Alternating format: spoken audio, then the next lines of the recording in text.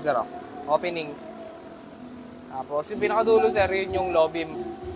Tapos pag pinatay nyo yan sir, at inon nyo ulit, nag-low beam ko ulit, magiging yellow. Tapos patay hindi ulit, magiging mix. Magkalo yung white tsaka yellow. Tapos ganoon lang din sir, pag pinatay nyo ulit, babalik tas sinindan, babalik sa white.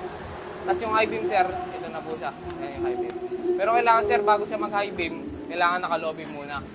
Pero alimbawa sir, nakapatay yan, pag nag-high beam kayo dito, hindi siya gagana. Pero pagdating po sa passing, gagana yan sir, kahit nakapatay lahat.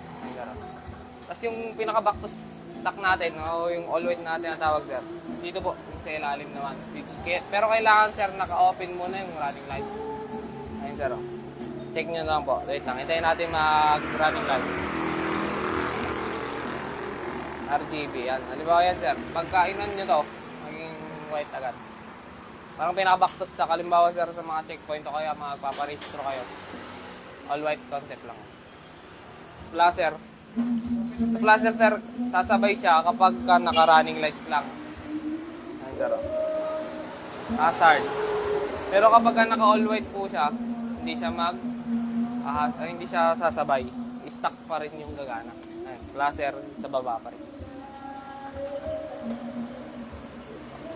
Okay na po.